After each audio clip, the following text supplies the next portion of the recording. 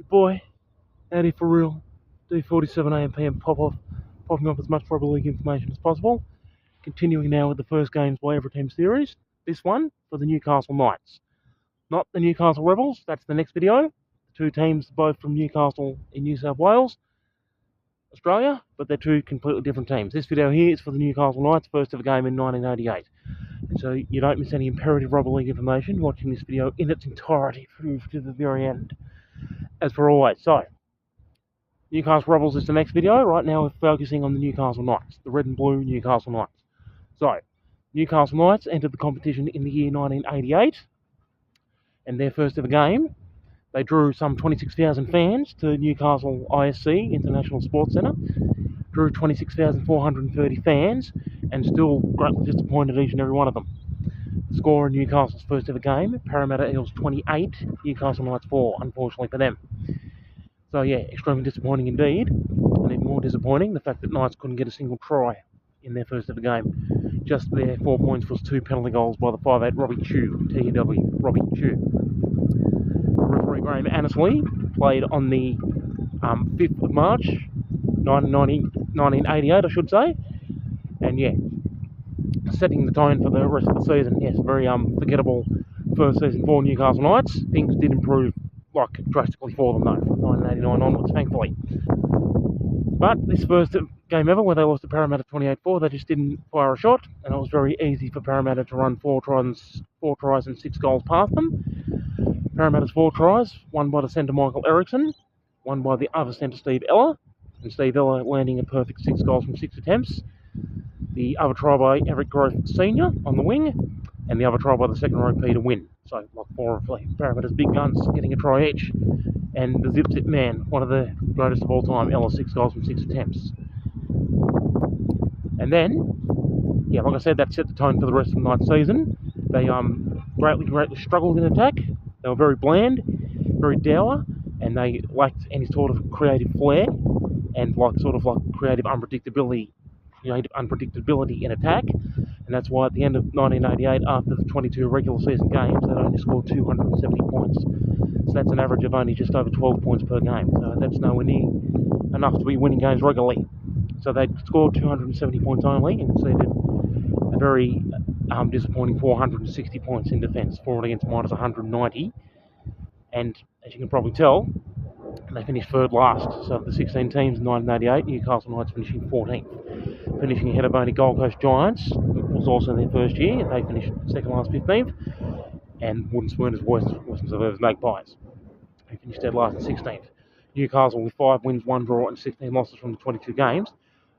Even more disturbingly was the fact that Newcastle even lost the Wests and Gold Coast. Even though they won their 5 games to finish above them overall, they did in fact lose to West 14-10 in round 17. And they also lost to Gold Coast Giants 9-0 at home, believe it or not. So that was extremely embarrassing for them.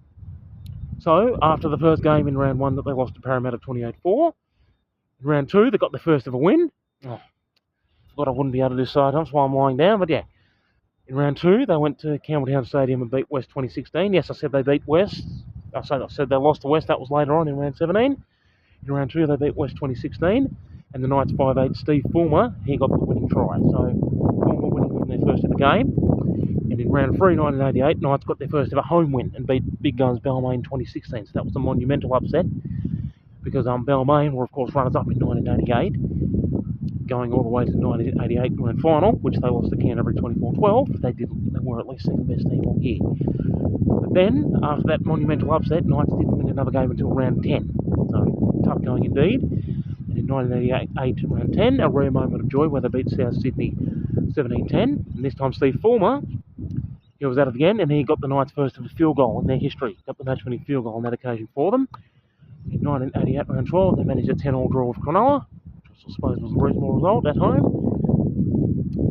In round 16, they got some sort of revenge over Parramatta and beat them 17-16 at the old Parramatta Stadium. But it wasn't Steve Fulmer getting the field goal this time. This time it was the winger Tony Kemp getting the match-winning field goal for them. So props to Tony Kemp getting the field goal for them on that occasion. But then the only other game they won came in the very last round, 1988 round 22, the game that meant nothing at all. They had to play North Sydney in front of the home fans at Newcastle. both teams safe from the wooden spoon, both teams nowhere near the finals, and they thumped the North 38 points to 6. Yeah, so where was that big win? Where was that 38 points the rest of the season? Where was that attacking play the rest of the season? Took to the very last game of the game that didn't matter at all to finally put some, a decent amount of points on the board.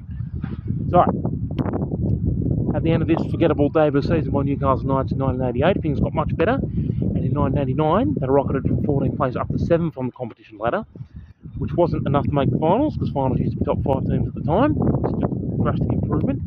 Next year in 1990, they went oh so close to making the finals, and they lost the playoff 5th place to Balmain 12 points to 4. So the 1990 playoff for 5th place at Parramatta Stadium, Balmain 12 defeating Newcastle 4. At that point in time, the finals used to be the top 5 teams, and if teams 5 and 6 had the same competition points at the end of the regular season, for and against didn't come into it, they had to have a playoff. So Newcastle nearly making the finals in only their third year, which is very, very impressive. In 1991, though, they went downhill and had another shocking season, similar to 1988, where they finished in 13th, 4th last. But then in 1992, they made the finals for the very first time, finishing the regular season in 4th, having to play the 5th place team in the sudden death final, and the 5th place team was West, and the score was Newcastle 21, Western Suburbs 2, so they eliminated them easily. Before, in the 1992 semi-final, Knights had lost to St George 3 points to 2, believe it or not, in a trialist semi-final. And St George 5-8 Peter Coyne kicking the match-winning field goal to eliminate Newcastle. But the point is, after a wretched season to begin with in 1988, from 1989 onwards, they only had the one shocking year in 1991. So 1999 up to 2002, one of the heavyweight, definitely one of the heavyweight teams of the competition for many, many years. There you go. Newcastle Knights first ever game, 1988 round 1. They lost to Parramatta 28-4 in front of the home fans of Newcastle, and they had a shocking first season, but not to worry because things got much, much better for them very, very quickly.